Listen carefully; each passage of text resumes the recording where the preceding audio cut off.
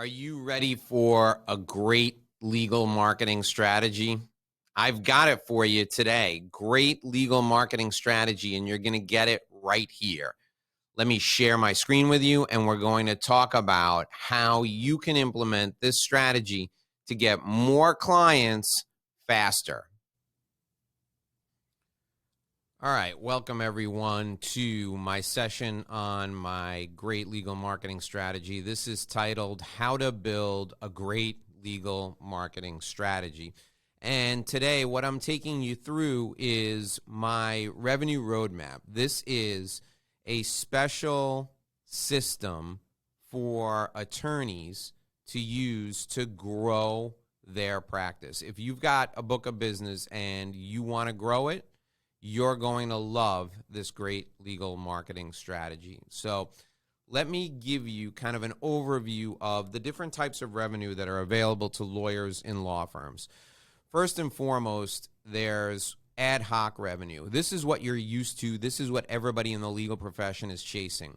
You go out, you find a client, you do the work for the client, you finish your work with your client, and then you move on and the client moves on, never to have interaction ever again.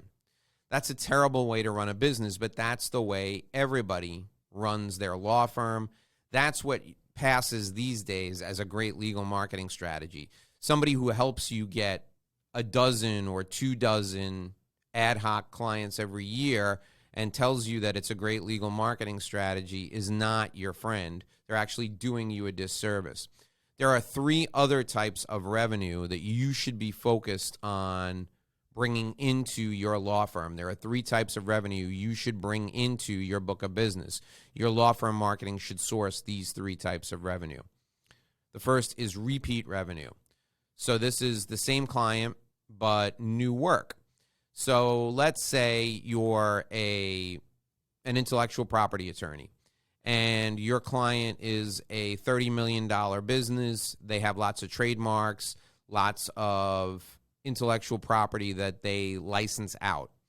You finished your last trademark for your client, and you just answered an office action. You feel pretty good that it's going to be approved. They have a dozen other marks. You turn to your client and you say, Mr. Client, candidly, you should separate your intellectual property from the rest of your business. You should probably put your intellectual property into a holding company, and it would be ideal if that holding company were owned by a trust. This way, your intellectual property is insulated from everything else that you do. And the client agrees, and they think it's a good strategy because if there's ever any litigation, no one can touch the intellectual property. It's an asset protection strategy. So you say to the client, Mr. Client, here's what I can do. I can set up that entity for you, and I can create the trust because I also do trust and estates work.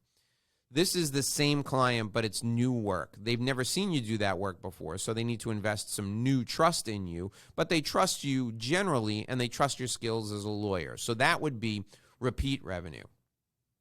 Recurring revenue would be if you, the intellectual property attorney, did a trademark, and then the client brought you another trademark. They've already seen you do that work. It's the same client and the same work over and over again. There's a very low trust barrier because they've already seen you do the work and they already trust you. So that's recurring revenue.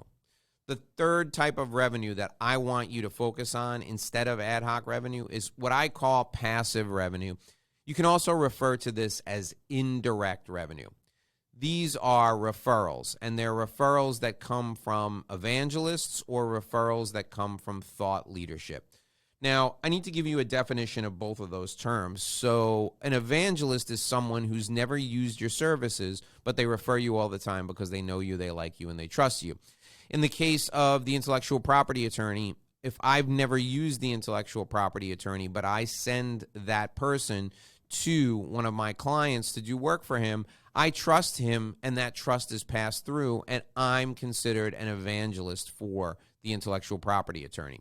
Thought leadership is when you write or you speak, you have articles that are published, you are the facilitator of a community, and you're demonstrating your skill, your knowledge, your experience, and your talent to an audience, and they decide they're going to work with you. You're not out soliciting the individual audience members.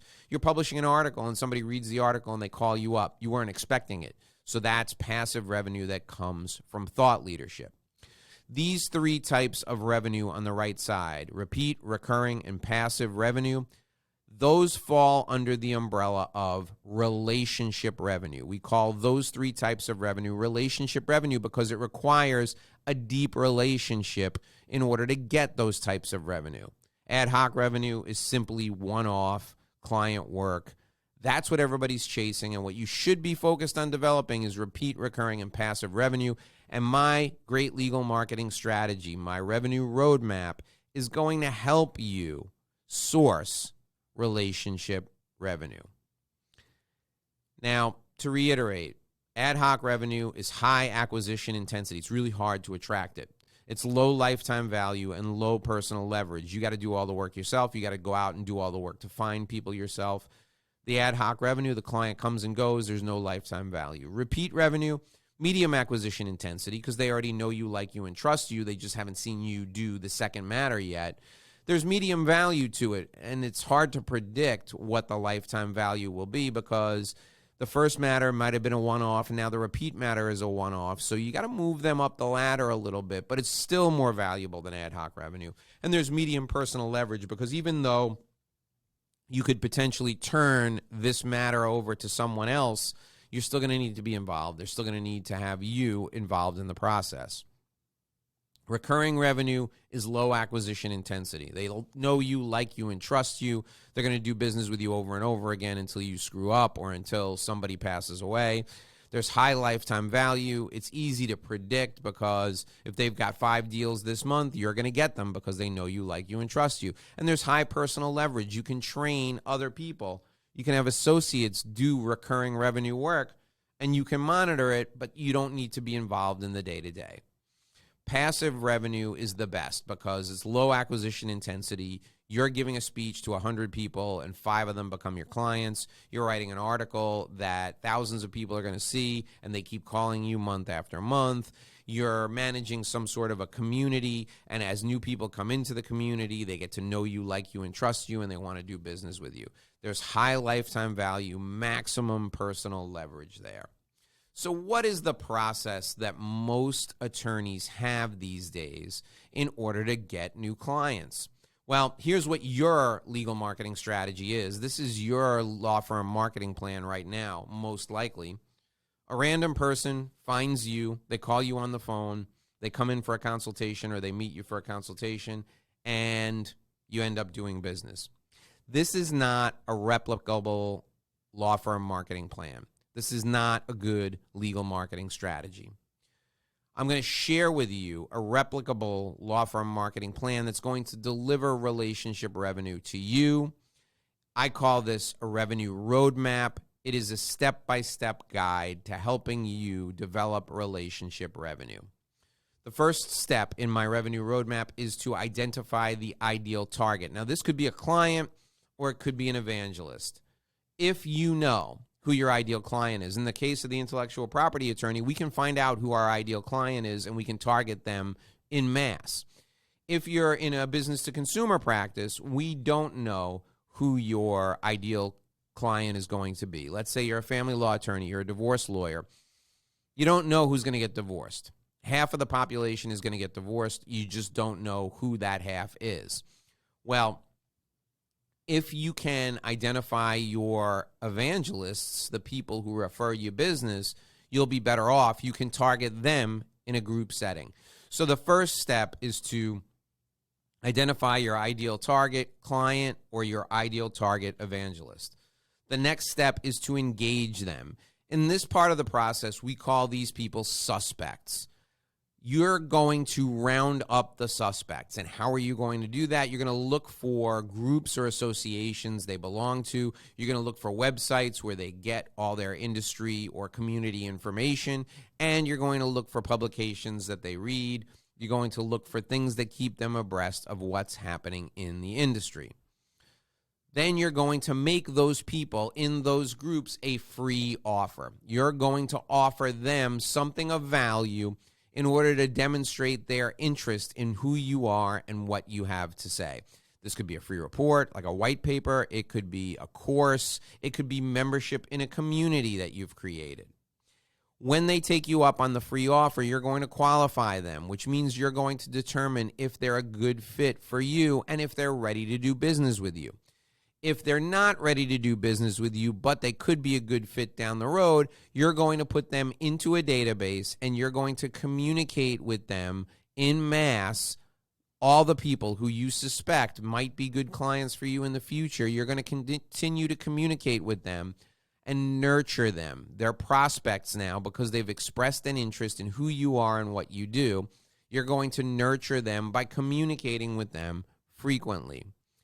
Every time you communicate, or at least every couple of weeks, you're going to make an offer, and that offer could be a product or a service. We call that a gateway offer. You're going to offer a gateway product or service. This is a product that has low barriers to entry. The financial investment is not too steep. The level of trust they have to invest in you in order to do business with you for this gateway product or service is relatively low, and it gives you the opportunity to showcase your brilliance.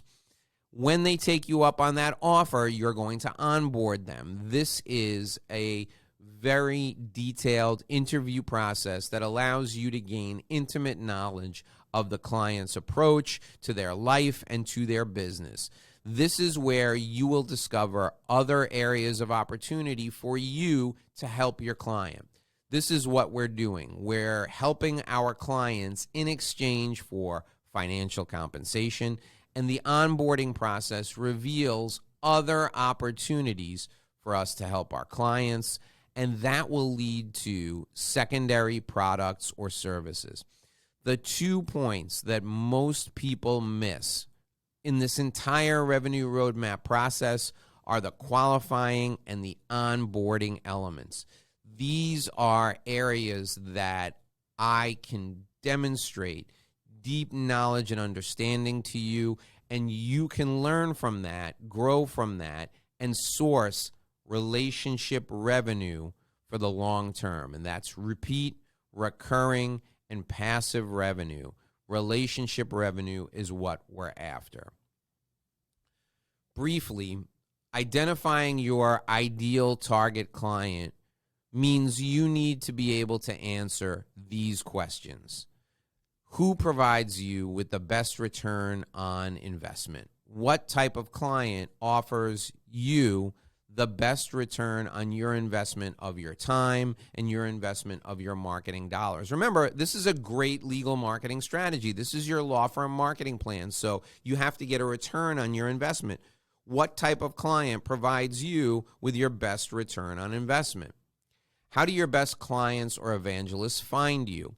Does your best client find you through articles that you've written, through watching you speak, through videos you do on YouTube? You need to be able to answer that question in order to find more people just like them. What is your average client lifetime value? Or what is the lifetime value of an evangelist? Certainly an evangelist who refers you 3 pieces of business is more valuable than an evangelist who just refers you 1. A client who works with you year in and year out on recurring matters, that client is more valuable than an ad hoc client who just uses you 1 time. What is your cost per lead? How much does it cost you to find a new lead? Even more importantly, how much does it cost you to acquire a new client? These are all questions you need to be able to answer if you hope to develop a great legal marketing strategy, if you hope to develop a powerful law firm marketing plan. The second step is engaging suspects. So how do you reach your ideal clients or your ideal evangelists and groups? How do you reach these suspects? Well, first you need to understand what groups they belong to. What industry trade associations do they belong to? Where do they go to stay up with industry and stay up on industry information? What groups do they join to keep them sharp? Where do they read their industry or community news? Where do they find out what's the latest in their industry? How do they determine what's new and exciting? Who else sells to them? When you figure this out, you can develop a strategic alliance partnership. This is a critical question to answer. What are they worried about? What are they most concerned about? How can you connect with them at a visceral level? And what frustrates them? What are they really frustrated about? And how can you help take that frustration away?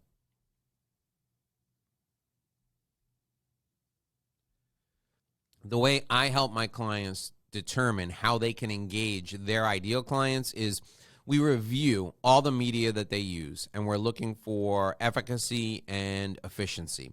We look at the media that they've decided to use to target their ideal client, and we determine if it's really hitting the perfect client and the perfect evangelist, and then we evaluate and adjust. We test things over and over again, and we review them constantly.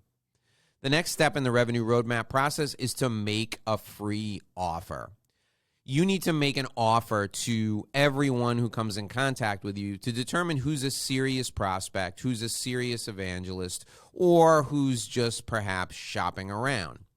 Now, what does this mean? Well, I call this a honeypot, and it can be a report, it can be an educational course that's delivered via video, or it could be a consultation, which ends up being essentially a sales call. I know you're an attorney, you hate the word sales, but a free consultation is a sales call, and it's an opportunity for you to convert that prospect into a client.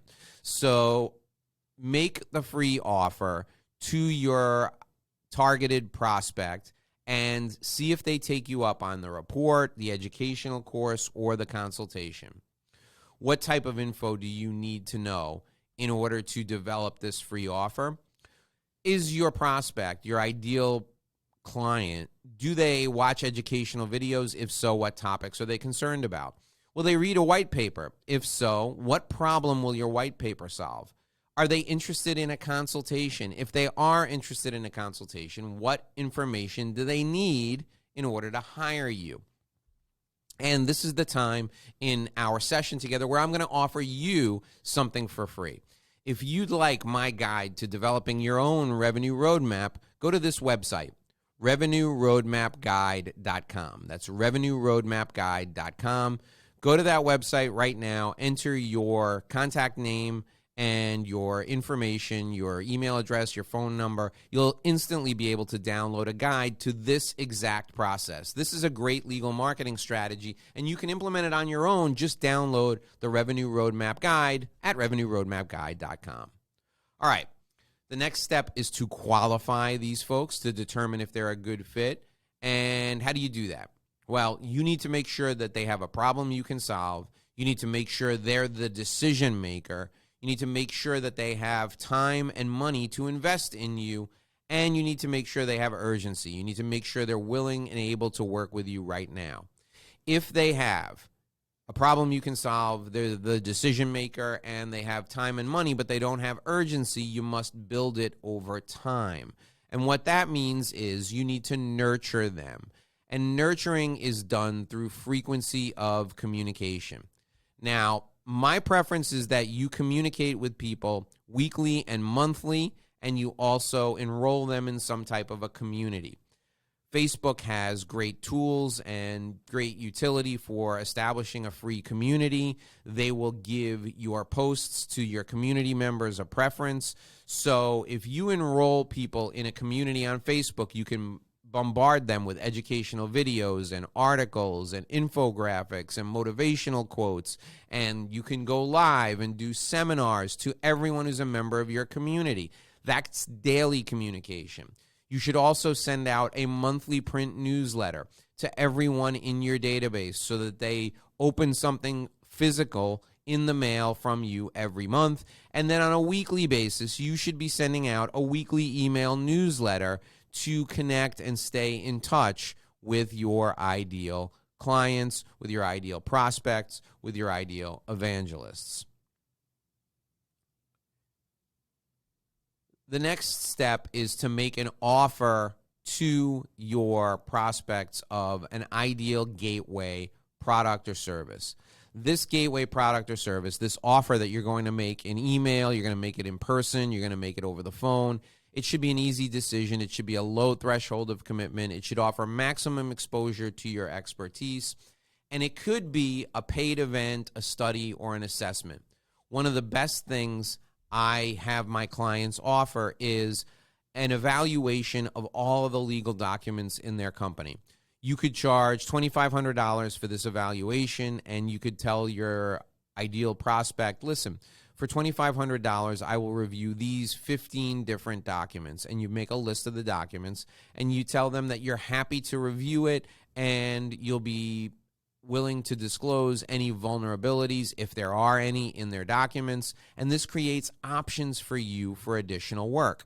You're going to make that gateway offer to your ideal client, your ideal prospect, while you're nurturing them through your email system, through your direct mail newsletter, or as part of your community.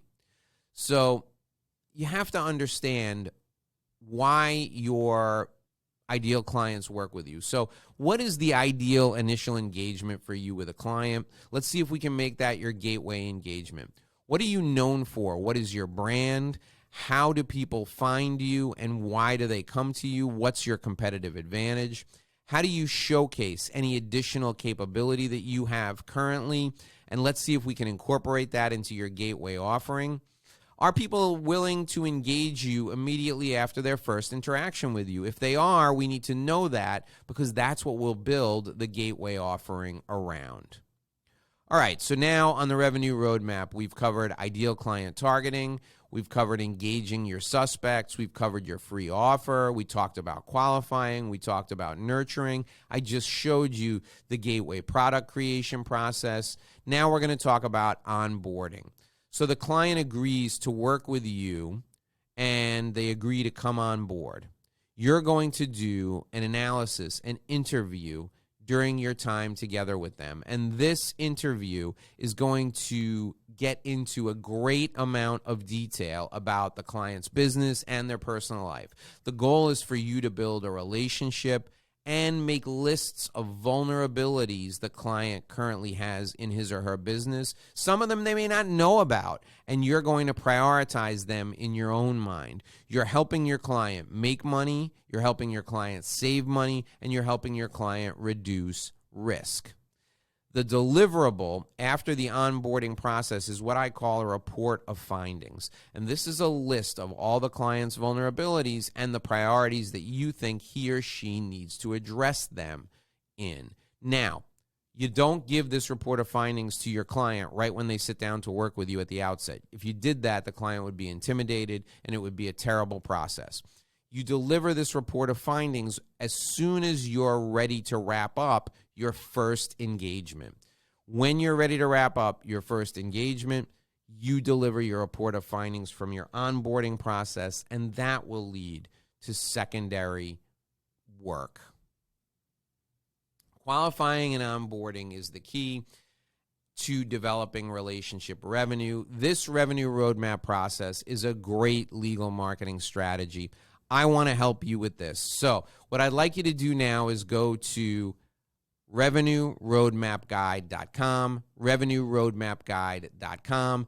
That's where you can get your own revenue roadmap. You can fill out the questions that I have there for you. You can answer them, and you will have your own great legal marketing strategy. This is your law firm marketing plan. You can use it for a month. You can use it for a year. You can use it for 10 years. This is what I use with my clients during the work that we do, and it works phenomenally well. It truly is a great legal marketing strategy. The next steps for you: get the revenue roadmap guide and complete the assessment. I'm going to offer you an opportunity to review it with me. If we find there are gaps in your revenue roadmap, I'll give you some advice on how you can fill those gaps. You need to understand how much money and opportunity you are currently missing out on because you're not using this law firm marketing plan, because you're not using this great legal marketing strategy. And the question I have for you is, why haven't you addressed this in the past? If it's just as simple as you just haven't had a format, Go to RevenueRoadmapGuide.com right now, download your copy of the Revenue Roadmap Guide, fill it out, and then reach out to me. There are a number of ways you can reach out to me, and I will review it with you for free and help you improve it and help you stop missing out on the money that you're losing. You need to ask yourself, what happens if you don't solve this now? You could potentially be missing out on thousands and thousands of dollars, maybe even millions of dollars. When I take my clients from 6 figures to 7, I use this great legal marketing strategy to do it. This helps them go from 6 to 7 figures in 12 to 18 months. It is powerful. If you'd like some help, I'm here for you. If you'd like to do it yourself, RevenueRoadmapGuide.com. That's where you can download your guide. I wish you the best. I only want to help you, so I'm looking forward to working with you on your revenue roadmap. I'll see you in our next video. Take care.